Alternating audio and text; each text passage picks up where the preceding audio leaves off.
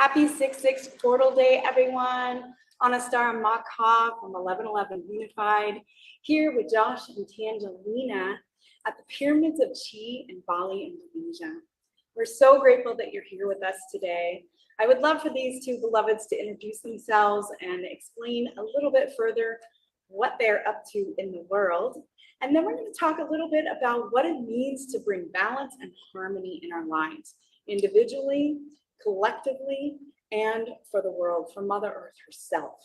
So stick around and enjoy this 6/6 portal day transmission. Josh, can you please share with us a little bit about your life and who you bring in the world right now, just for a couple of minutes? Sure, yeah. So I've been doing whole systems design for 18 years now and building social architecture.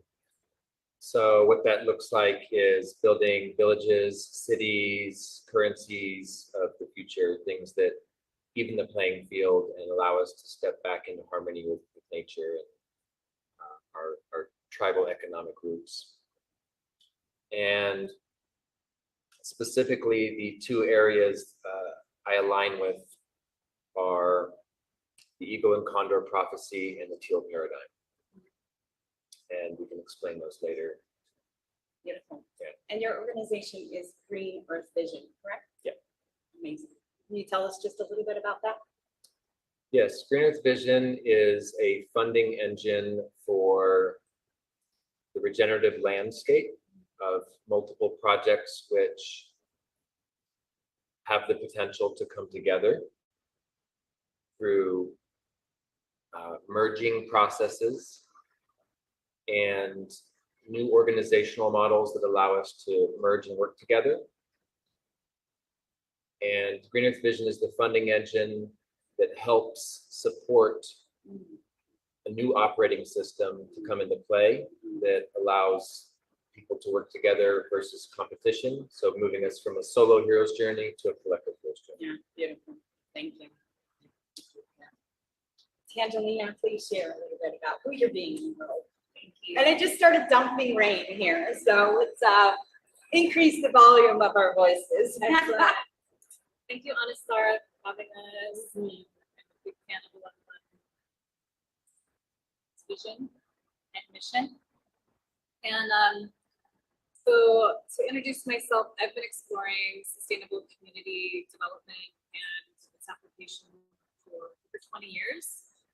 I encountered Josh about 6 years ago and fully aligned with where he was going and the big conversation around social architecture and how we move beyond just like permaculture and sustainable building. And those things are great, but how do we actually work together and relate in a way that's effective and harmonious, are honoring of where we're coming from as a tribal society, and the work that is necessary for going into that is incredibly critical at this time. So I'm really stoked to be on that mission with him.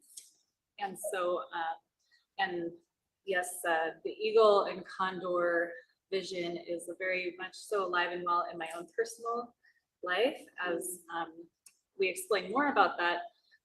But as an example, I have married a local Balinese man, and I'm very much in love with him, and we're creating family, and I'm getting integrated into their tribe, and it's a massive journey and a massive leap, and it's something that all of us are taking in some form or another as we transform from an orphan society into the new future tribal. So amazing. Yeah, very committed, very excited. Thank you. The ancient future. Ancient future, yes, I love that. Future primitive. So part of my experience as a mother who lives with her husband in her own home, my mother lives in another state. Andrew, my partner's mother, lives 4 hours away from us. We don't have our blood family close by to help cultivate culture and raise our child and assist us on a daily basis.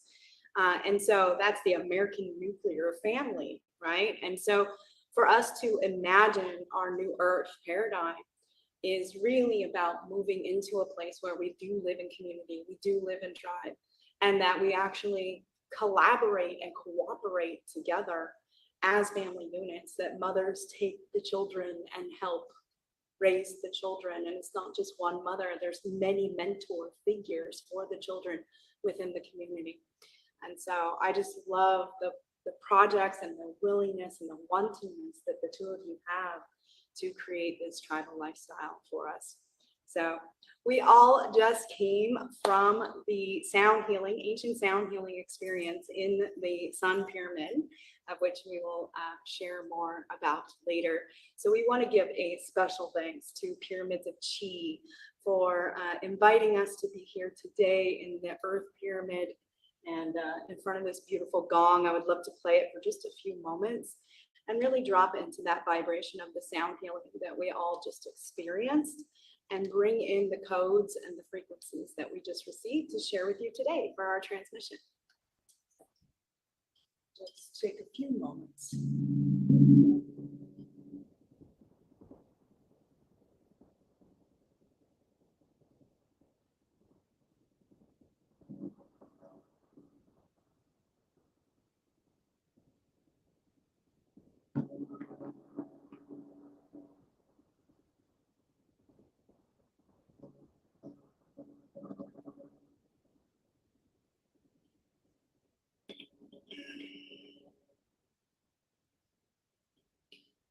The number 66 is an angel number. All angel numbers are here to guide us. The universe speaks to us in numbers. And 66 specifically means harmony, living in harmony within ourselves, within our community, and with Mother Earth herself. And so we're inviting in that energetics of being in balance and being in harmony with all that I said, right? With ourselves, our community, and the earth. And so let's start with what's coming through for you right now after this sound healing experience. Yeah, I had a wave of energy in there for a moment. To be honest, I had to go to the bathroom. I had to pee for half of it, so I was a little uncomfortable, but still had a good wave of just positive energy come in, and started to feel into that space of harmony. That's where I was bringing myself into it. How about for you? Yeah, I was enjoying just the niceness of being able to lay down in the middle of the day with a bunch of adults. It was like adult nap time, and appreciating the movement of the baby in my belly. And at a certain point, I felt myself drift off into almost a sleep state, but not quite. And then there was a process of, I guess, an invocation of my energetic field getting expanded. And then the way that it played itself out in its artistic expression was this a rainbow butterfly. As it lifted me up, it moved into more of a dragon type of form. And then I went for a cruise in the cosmos, and feeling my connection to animals, spirit, cosmos, and earth, and all of this pretty nice dreamy experience. Beautiful. The woman who is hosting this particular ancient sound healing, I've been in experience with her before. She came to Bali to just travel for 2 months and ended up staying here for years. And so she's been here since 2019. And when I first experienced Pyramids of Chi, I was in awe with how the sound frequency hits the walls. So everything is at 60-degree angle, and they do have a side that faces due north, just like the pyramids of Giza. And the reason for that is that it creates that sound healing chamber, which we believe the pyramids of Giza are sound healing chambers meant to heal the body on the cellular and DNA level.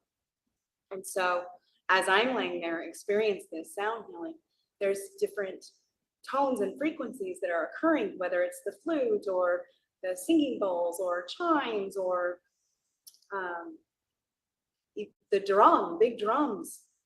Every little bit just kind of entered my consciousness very lightly and softly. It was a very relaxing, calming experience. And for me, that's what I choose to have as far as self-care to come into harmony and balance in my life. Sound healing is important for me. Self-care, massage, baths, taking a walk in nature and grounding, putting my feet on the earth. These are all things that I find are really important for my daily practices to stay in balance and harmony. So what would you share, Josh and Tangelina, some of your favorite practices to be in harmony in your life? I think nature is a great one. So for me, it's nature, exercise, getting my body set. I do my morning downloads. I do my dreams, my meditation, keep myself pure and clean. Will bring in my dreams more powerfully. And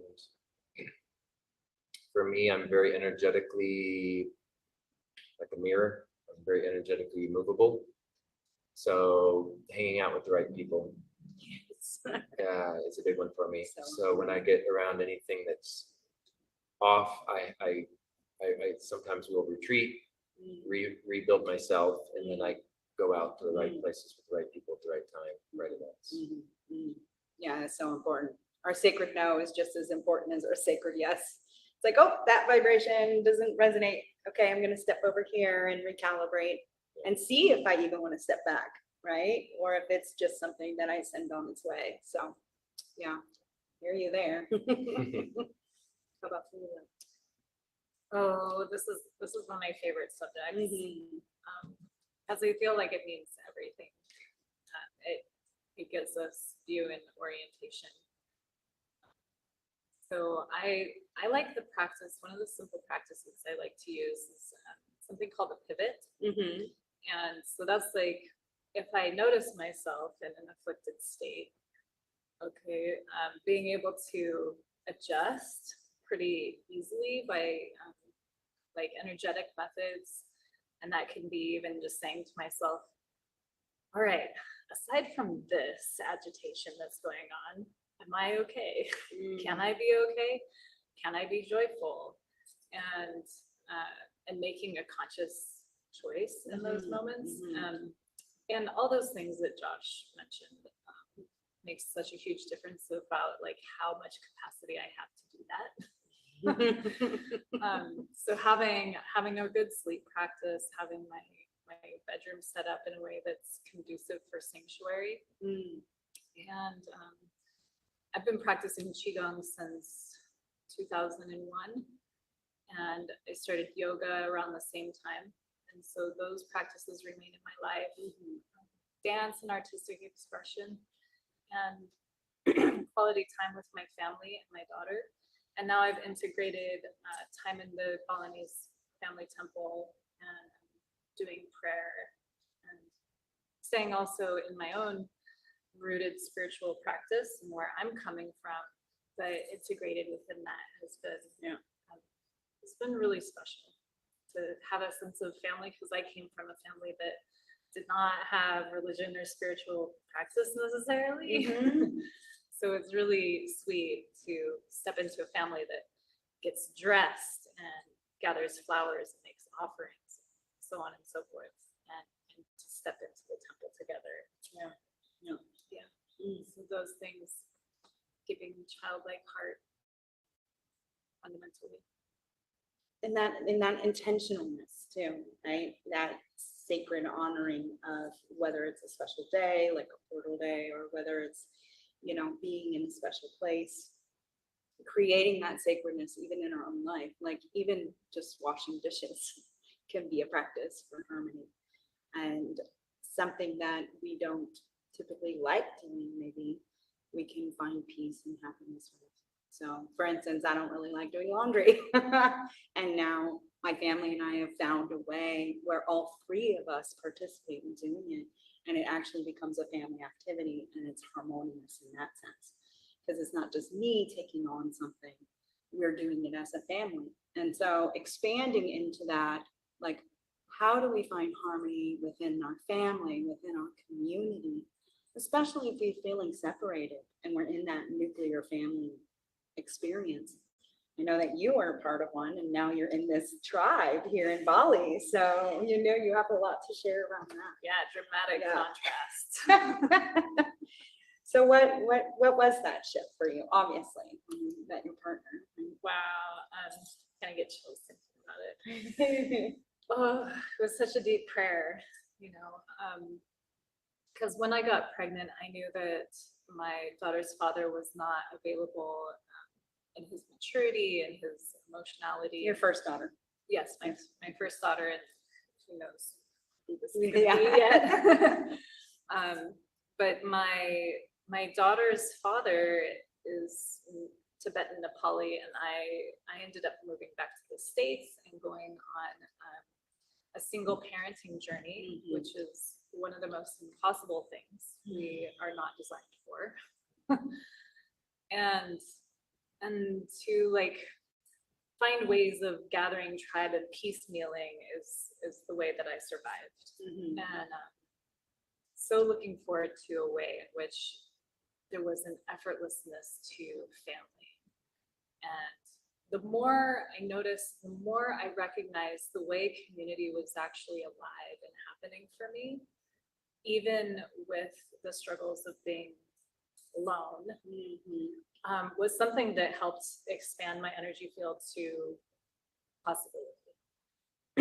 And then Josh and I explored a project here in Indonesia, and it brought us to Bali, and we got here, and like the limit of possibility basically dwindled to no limit at all.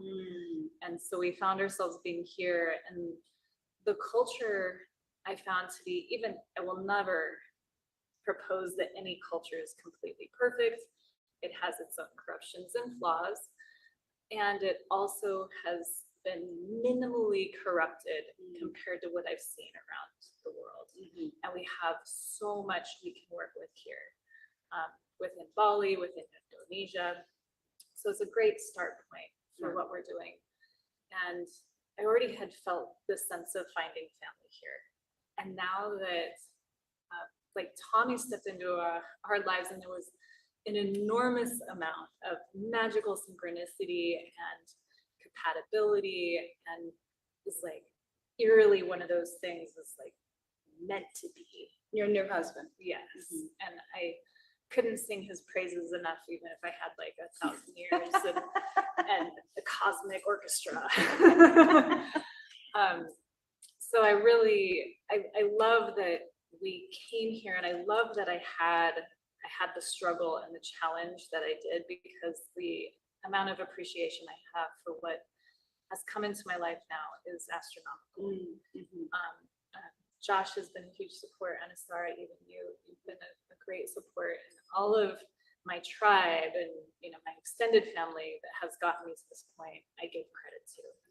And we're doing really well as a result. And, you know, it started to transform as my partner Tommy and I got romantic, and we had this tension point, right, where it was the conflict of tradition. Because his family's tradition, the Balinese tradition, states that especially the firstborn son is responsible for everything. And he's to marry a good Balinese wife, Not a Western woman, right? That will know how to bow and know how to make the offerings and blah blah blah.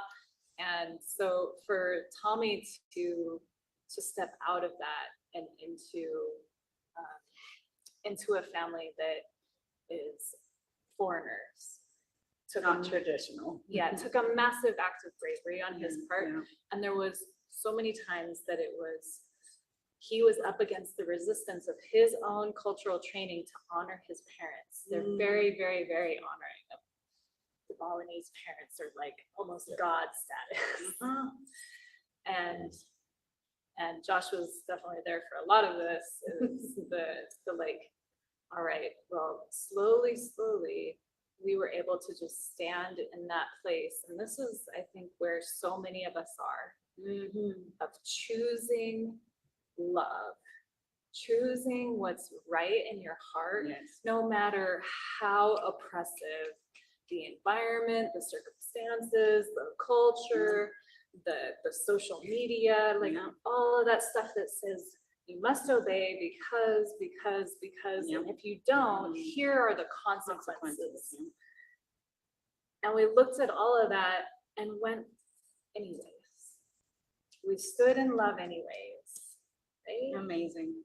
And I think that's, I noticed that's where I have chosen to live my whole life. That regardless of all this noise going on out Mhm. here, what am I choosing? Mm-hmm. And being like, I take command of my attention, I take command of my energy, and where I focus that is the reality future that I'm voting on. And I'm not gonna get tricked by this thing that tells me, oh, pollution, industrialization, yada yada, the whole thing's dying or whatever. And like, actually look at all this evidence for life. And life is happening through the as a result. Yeah.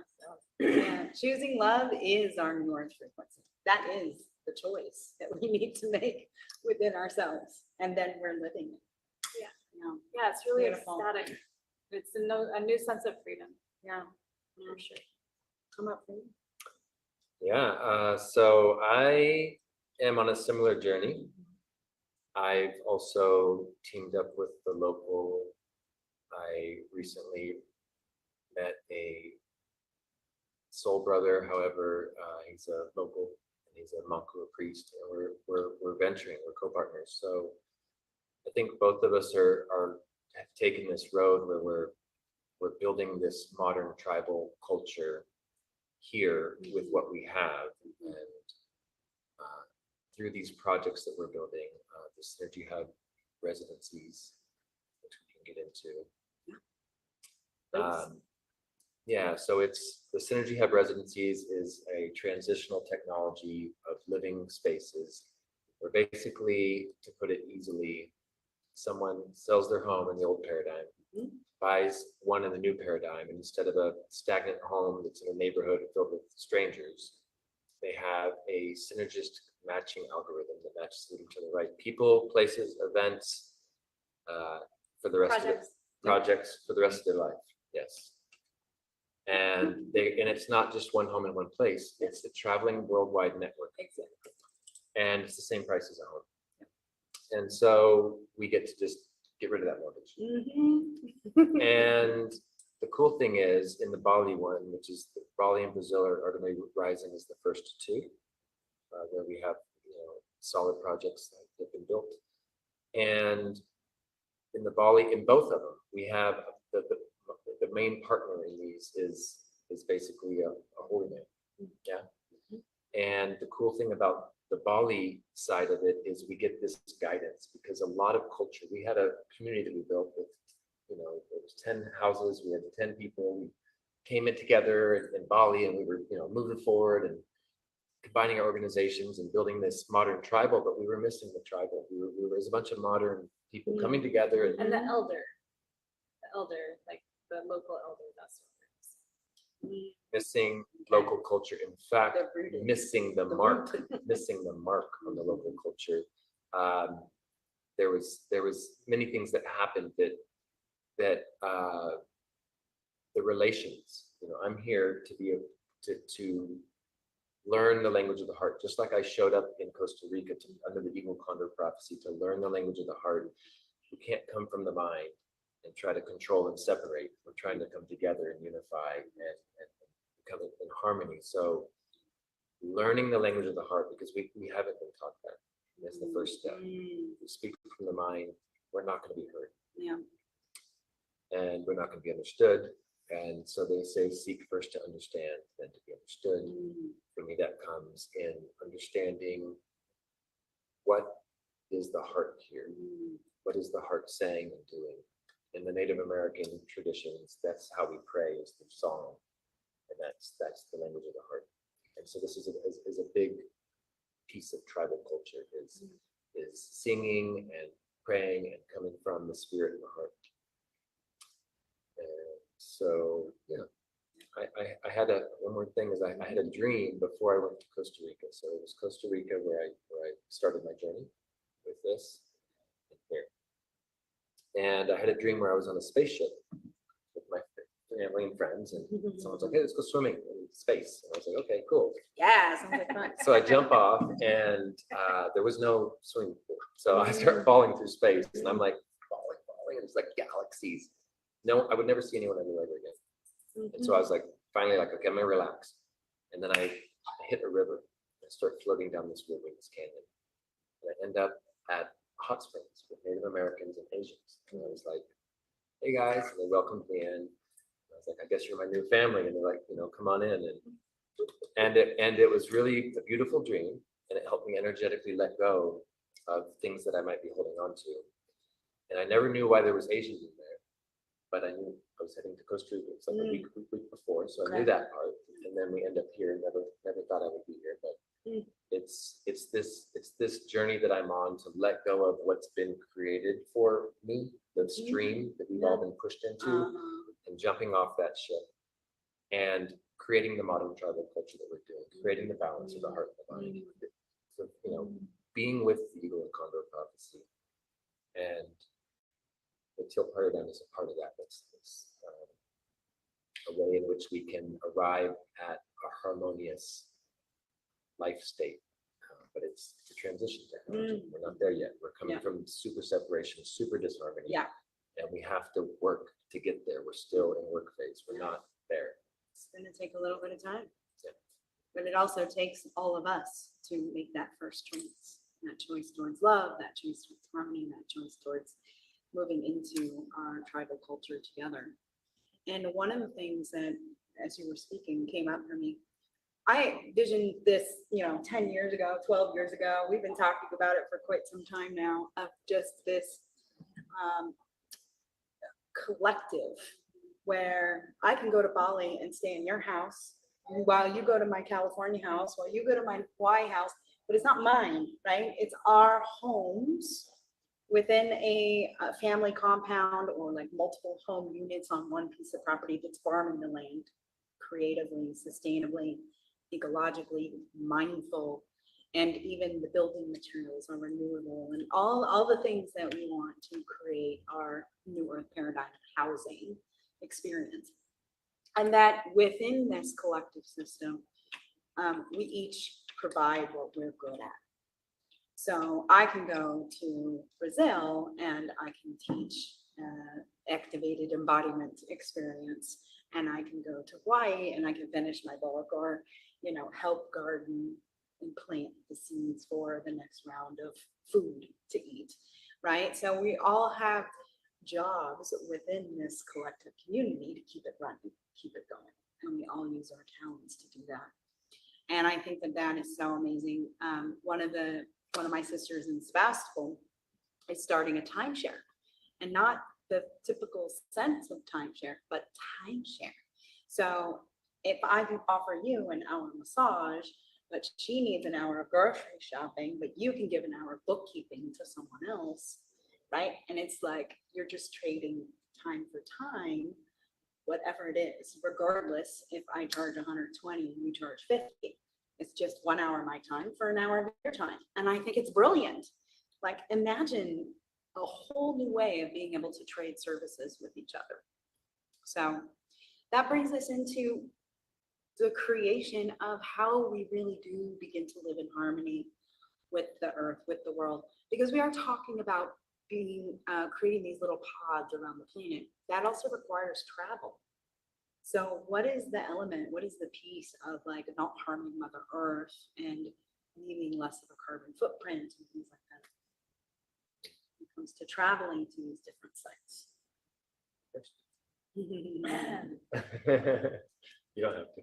Or even Well, more just, I mean, this is something- expanding the vision of how this is in harmony with the earth as well. Yeah, this is something that I've thought really long and hard about. And I know I've had some dreams at different points where it's like, oh, at a certain point, there will be less and less air travel, right? And what does that look like? How do we navigate within that world as, you know, so many of us have become nomadic. And Why do you say there would be less and less air travel? I just felt, I don't know, it was like dreams that I had had. Okay. And then I was all like, it's not sustainable. Yeah. There's this real practical side of myself that looks at things and I'm like, all right, well, how dependent do I want to be on something that I don't perceive as always being available? And I cut my caffeine addiction because of that. You know, 'cause it's like, oh, if I get trapped in the wilderness and I don't have coffee, and if I'm dependent on that and my mental faculties go down, I better not be dependent on that. So, and air travel has become compromised to a great degree over the last 5 years, and especially the last 2, for a number of reasons. Yeah. And so I've thought about that and gone like, well, I wonder about traveling by boat.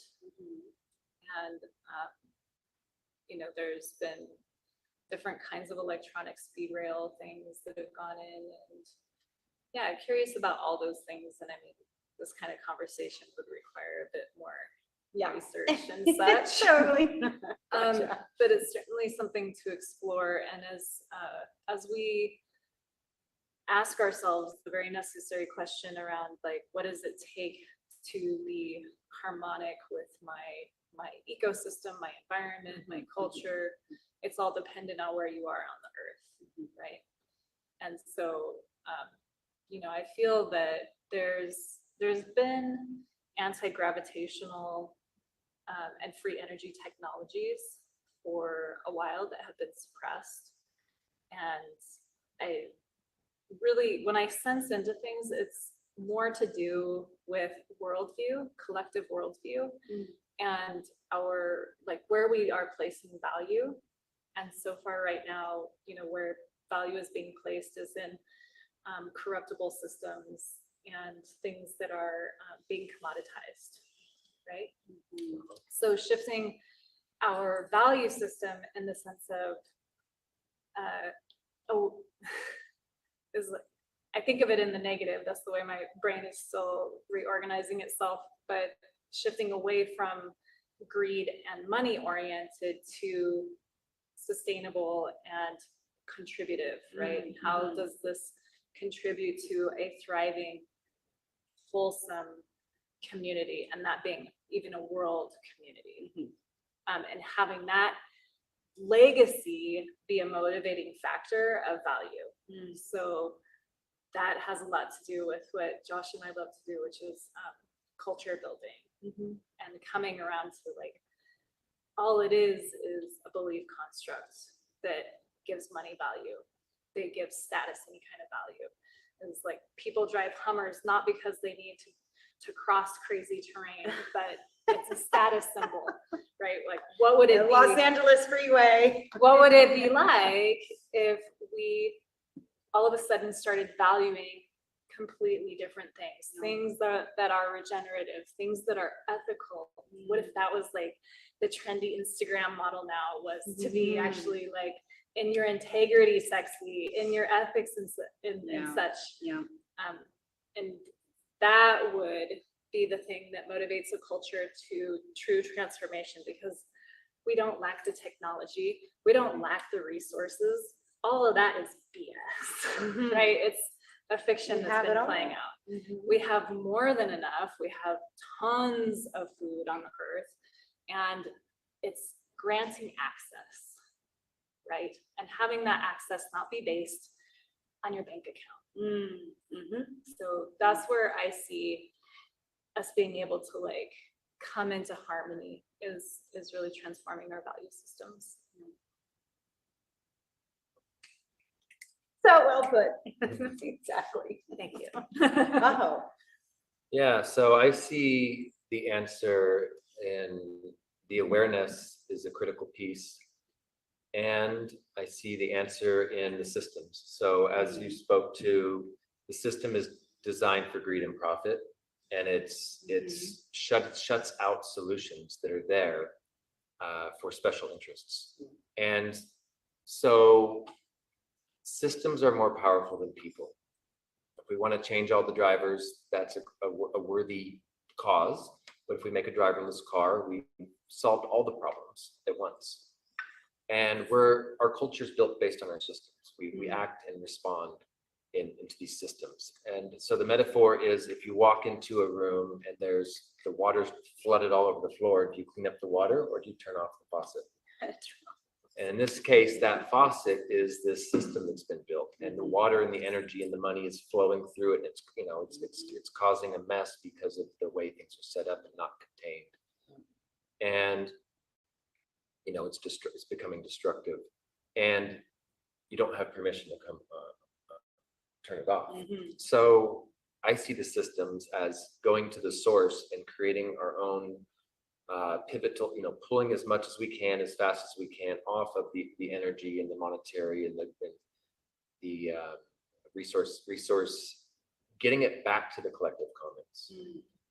Not acquiring it and extracting to a new king and a new queen, but pulling it back to shared stewardship, collective commons, so that we have these spaces freed back to where they originally were, because everything's been privatized. And so the systems that we build allow, have you heard of the infinite game? No. Okay, so the infinite game, there's finite games, which is what we've been brought up on, and they have a winner and a loser and a beginning and an end. Right. And what we're stepping into is the infinite game, which has no beginning, no end, no winners, no losers. And they say in the finite game, you play within the boundaries. In the infinite game, you play with the boundaries. So imagine the banks, the bonks of the river, right? Okay. That guide it, okay? And right now we have these banks that everything's flowing down and it's keeping it streaming. Now, we create our own monetary system, our own flow for energy resources, and our own self-accountable, self-organized systems that allow us to build the world we want to build. So we're building the banks now. The banks haven't been built. We're not using the system that's flowing us here. And so to do that, we do have to self-organize. We do have to understand that we are in control of the systems, that we get to choose, and there has to be a framework for that, which is what we built. And that operating system is called OmniOne. Ooh, I love it. Yeah. And so we want to be careful just to not, release, throw stuff up against the wall. Okay, it's ready, but it's not ready. This is some of the reasons we've been working for 18 years, 20 years without, launching and saying, because people come to a website and they go, all right, I'm here, now what? And there's nothing there. So we want to make sure that people come in, they lock in, they're able to take their organizations, they're able to put them in the pot, able to play with others, able to sell their house, come to the new paradigm. They're able to get the coaching, become part of the new economy, build their own family and friends, and create their own synergy hub and decentralized lifestyle, which right now 4 people can come together, create their own economy, and create their own ways of living. There's nothing stopping the whole world from overnight, transforming. And it can happen like that. Yeah.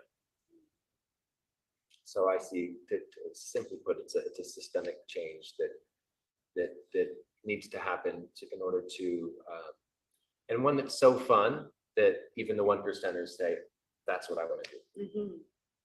Yeah. Like everyone's just, how can I put everything into this? And that takes the energy, that takes the quality over quantity. And I love it. many of these projects, the festivals and the stuff, they're still coming from the old paradigm quantity mindset. And you've probably been a part of some things you were talking about earlier that fall apart because it's too much, too big. And it's not quality. So people aren't getting the attention, and the humanness gets lost, and we get in a different time. And they say in the Eagle and the Condor prophecy, it's actually all about time. And so we're living in a different timeline where we're down that river, that pushing and getting pushed down the river. Yeah, versus stopping and waiting to receive the next steps. Could you break down the word OmniOne? Please, because I must tell you, you know, channeling the 1111 Codex, and one of the chapters is literally called OmniOne. So Mm, I want to Okay. know what your I'm like, definition Really? is. Yeah, that's Wow. it's very interesting. really. I could show you my journal. Yeah, it's a really quintessential point Okay. that, Mhm. you know, we're Great. focused on this, the road that we're going on. Yes, please. So Omni means everything, Mhm. and we create Omni beneficial societies. So it's where everyone wins. It's the new paradigm. It's the teal paradigm. Orange paradigm, which comes before that, was derived out of the monetary system, and the amber paradigm before that was derived out of the king and queen system. So nation states, monetary bank systems, and now then we went to the green paradigm. Now we're in the teal, which is whole living systems. Systems as a whole Beautiful organization. representation. As whole She's our spokesperson. Yeah. And so this is the worldview for the teal paradigm. The orange paradigm, the worldview is, hey, let's do business. You know, hey, how can we both make? I'm going to make you a lot of money. I'm going to make a lot of money. We're going to split it.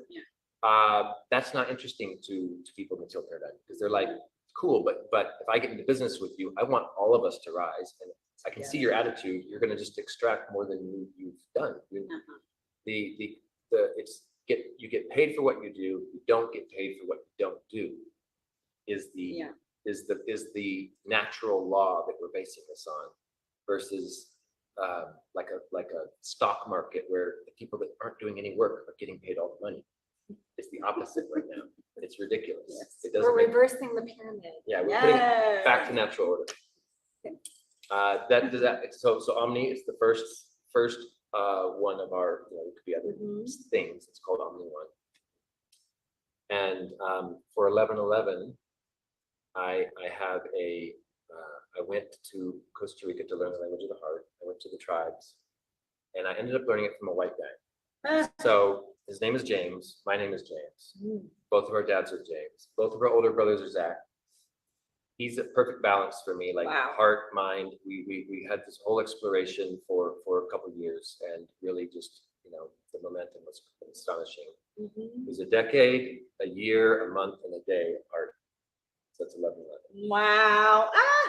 There you have it. Man, and those alignments happen, right? So OmniOne for me in the writing that I'm channeling is that omni, everything, but the one, right? Instead of just saying one energy, one frequency, one source, one God, you know, it's like omni is, it's omniscient, it's omnipotent, it's omni everything. And 1111 is multiple ones. Yes, of course Right. it is, and it's the pillars too, and the 1111 adds to 4, which is the builder, and it's building the new earth frequency. So, and by the way, when we went into the sun pyramid for the sound healing, we literally entered the pyramid at 11:11 a.m. So Last night, That's the way we roll.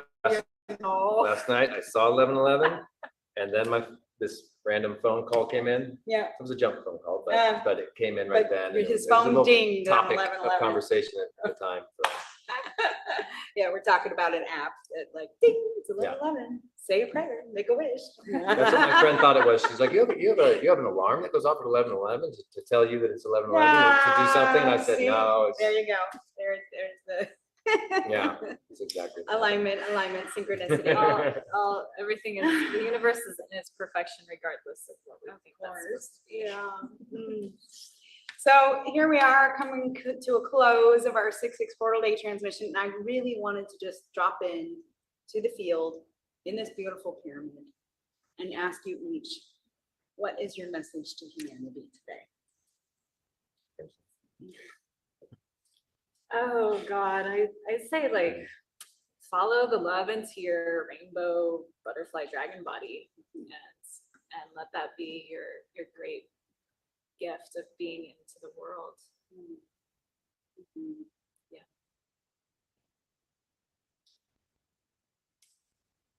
And I would say look for synergy. Balance is usually between two, synergies between multiple. So balance, synergy, start with balance, work your way to synergy. And harmony, of course, at some point. When we get there collectively. because we're all antennas and it takes all of us to get there together. Mm. I would say look for what's out of balance and create a event that might take that value that's missing, or that's something that's the presence of which could make a difference, and allows it to take a space in your life so that you have a balanced in where you're headed, with the values that are guiding you. The values are so important. We have our core values and guiding principles for 1111 Unified, and some of them are integrity and consciousness and sustainability and resourcefulness, and dropping into compassion too, and really your inner knowing and your intuition. And so being led by the heart to come into a harmonious place in your life begins within. It's an inner journey. And that's what was so beautiful about being a part of the sound healing today, is it really was an inner journey. That her cosmic rainbow butterfly into dragon body, surfing the cosmos down the river. So we invite you to drop into the field of 6/6 Portal Day today and set an intention. What is it that you would like to create? What do you see as your piece of the puzzle in creating our new earth frequency together and returning to our tribal ways as human family, living harmoniously with Mothership Earth? I ask you that today. Maybe it be a journal prompt or something that you invite in your dream state tonight. So I'd love to just play the gong for a moment, and then I would love for you to share how people can get a hold of you.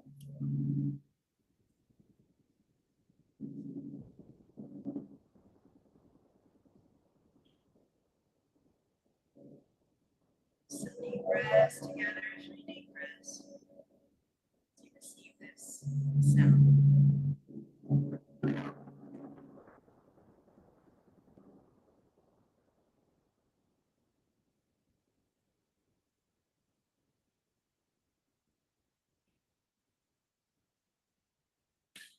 Stara Maka here. You can find me at Anastara 1111 or 1111 Unified. You can join our community network on Facebook. Thank you so much to unified.org and Sign Network for syndicating this transmission for 6/6 Portal Day. And thanks again to Pyramids of Chi and this beautiful space that they've allowed us to use. If you are on your way to Bali or know anybody that is, please have them come to Pyramids of Chi. It's quite an experience. And they actually do host their new moon sound healing, and they put that out online. And so for a donation, you can experience every new moon the ancient sound healing from Pyramids of Chi. So let us know how to get get in contact with you. How do we find out where you're at?